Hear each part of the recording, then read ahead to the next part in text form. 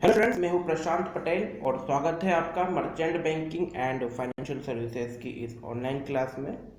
इसमें हम पढ़ रहे हैं चैप्टर 2, जिसका आज से हम पार्ट 3 जो है स्टार्ट करेंगे, वो है हायर परचेज। ठीक है, इसके पहले हम फाइनेंशियल सर्विसेज क्या होती है देख चुके हैं। हम देख चुके हैं कि लीजिंग क्या होता है। ठीक है, और हमने लीजिंग के बारे में काफ़ी कुछ डिटेल में कवर करा है।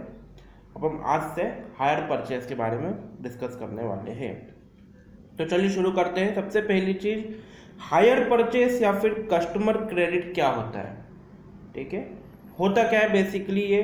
तो देखो, हमने पढ़ा था लीजिंग में क्या होता है। लीजिंग में एक तरह से हम कुछ चीज़ रेंट पर लेते हैं।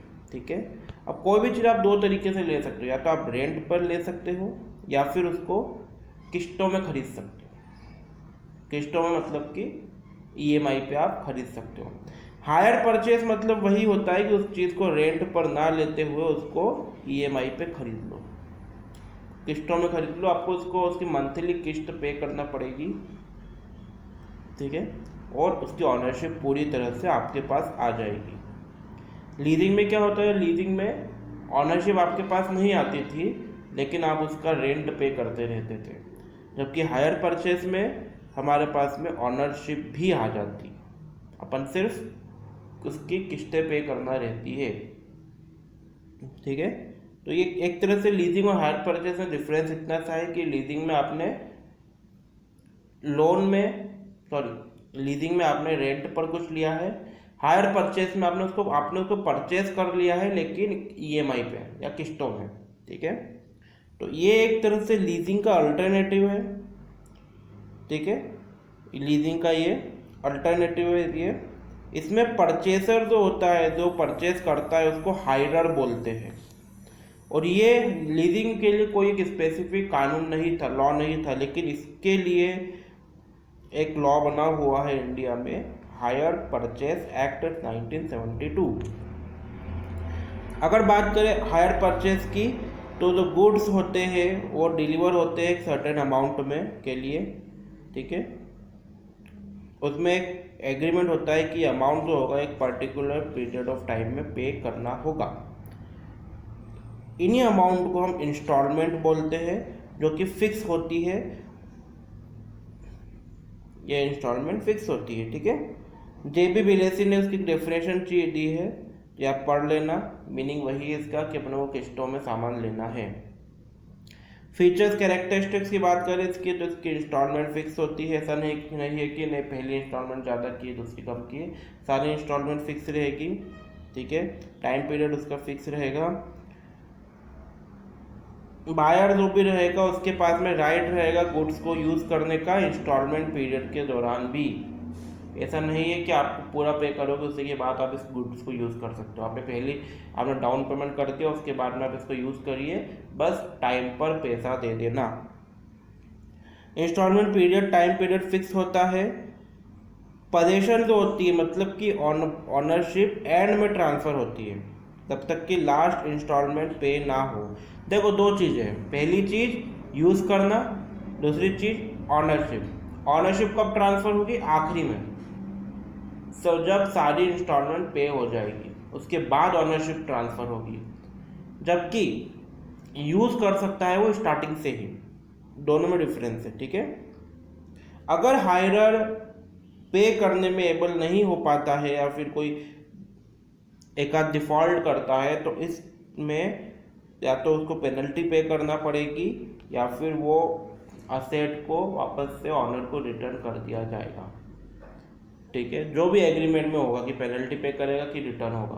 तो अगर एग्रीमेंट में होगा कि रिटर्न करना है तो रिटर्न हो जाएगा, अगर एग्रीमेंट में होगा कि पेनल्टी देना पड़ेगी तो पेनल्टी देना पड़ेगी। अब नॉन पेमेंट का पीरियड भी फिक्स होता है, वो भी एग्रीमेंट में लिखा होता है। क्या होता है, कभी कभी हम कुछ असेट खरीदते हैं, उसके लिए लोन लेते हैं। ठीक है, अब लोन लिया हमने, हमको पता है कि असेट को कम से कम वर्किंग कंडीशन में लाने में हमको 1 से 2 साल लग जाएंगे, तो हम नॉन पेमेंट का टाइम पीरियड भी फिक्स करवा देते हैं कि हम 1 साल तक तो कुछ पे नहीं कर पाएंगे। ठीक है, उसके बाद में गुड्स के ऑनर के पास में राइट रहता है आउटस्टैंडिंग इंस्टॉलमेंट को रिव्यू करार करने का। ठीक है।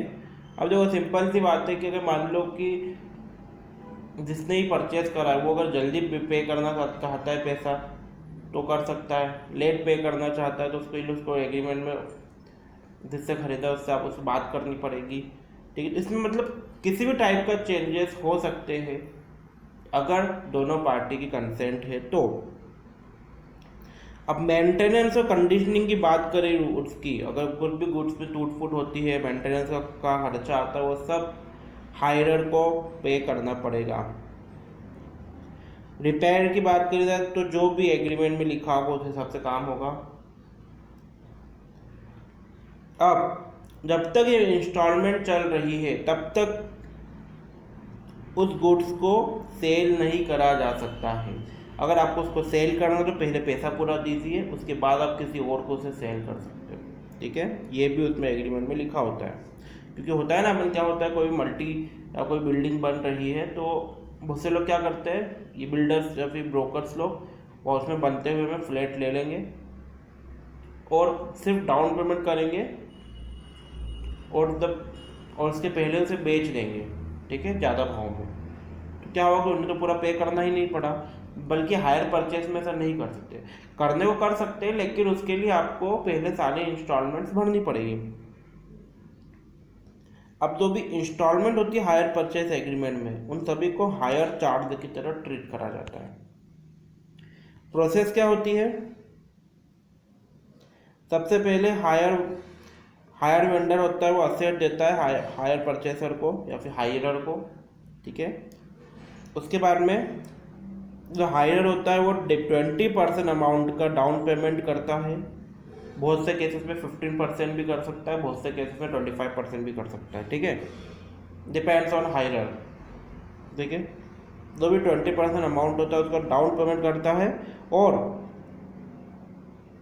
बाकी बचा हुआ पेमेंट होता है उसको रीपे करता है रेगुलर हायर परचेज इंस्टॉलमेंट में, एक स्पेसिफिक टाइम पीरियड में। ठीक है, इन इंस्टॉलमेंट के अंदर तो इंटरेस्ट चार्ज होना चाहिए वो भी होता है, प्लस मेंटेनेंस सारे चार्जेस मतलब होते हैं इसके अंदर, टैक्स वैक्स सब। और ये जो भी होता है फ्लैट बेसिस पे होता है, डिमिनिशिंग बेसिस पे नहीं होता है। फ्लैट बेसिस डिमिनिशिंग बेसिस का क्या मतलब होता है कि सारी इंस्टॉलमेंट फिक्स रहेगी, मतलब कि 55,000 की अगर मान लो 10 इंस्टॉलमेंट आ रही है तो फिक्स है। ऐसा नहीं रहेगा कि पहले मान लो कि अभी 45,000, मान लो कोई गुड्स है वो 50, मैं इसको आपको बता देता हूँ थोड़ा सा, कोई गुड्स है तो 50,000 में खरीदा। ठीक है, अब पहले इंस्टॉलमेंट पे कर दी 5,000 रुपये की, प्लस इसके ऊपर इंटरेस्ट 50,000 रुपये इंटरेस्ट पे करा उसने 3,000 रुपये, 6%, तो कितना हो गया, 8,000 हो गया। अब अगली इंस्टॉलमेंट कितने की बची, अब 45,000 बचे। अब तो 45,000 में से 5,000 तो प्रिंसिपल अमाउंट पे कर दिया, प्लस 45,000 का 6% कितना होता है, 2,700। ठीक है, तो यहाँ पे क्या हो रहा है कि इंटरेस्ट रेट घटता जा रहा है और इंटरेस्ट रेट के घटने के कारण जो EMI आएगी वो भी कम होती जाएगी। तो इसे बोलते हैं डिमिनिशिंग रेट ऑफ रिटर्न। क्या बोलते हैं इसे, डिमिनिशिंग रेट। तो इसमें ऐसा बोला गया है कि डिमिनिशिंग रेट से ये काम नहीं होगा। ठीक है, जो भी होगा एक फिक्स इन सबका टोटल लगा के एवरेज निकाल लिया जाएगा, वो एवरेज इसके अंदर ऐड कर दिया जाएगा। तो ये होता है फिक्स फ्लैट बेसिस। ठीक है, तो फ्लैट बेसिस पे ही उसका होगा। अब तो NSIC करके एक संस्थान है गवर्नमेंट ऑफ इंडिया की, नेशनल स्मॉल इंडस्ट्रियल कॉरपोरेशन, तो ये मशीनरी और इक्विपमेंट्स हायर परचेज बेसिस पे प्रोवाइड कराती है। उसके अलावा एक और चीज़ इसमें याद रखना कि अगर मान लो हायरर है, उसके पास में इनिशियली पैसा नहीं था कि वो पूरा पेमेंट एक साथ कर सके, तो उसने हायर परचेज बेसिस पे ले लिया। लेकिन अगर वो चाहे उसके बाद में उसके पास में बाद में पैसा आ जाता है तो वो चाहे तो एक बार में लमसम पेमेंट करके भी पूरी किस्तें दे सकता है। ठीक है, और हो सकता है कि उसमें से कुछ डिस्काउंट भी मिले।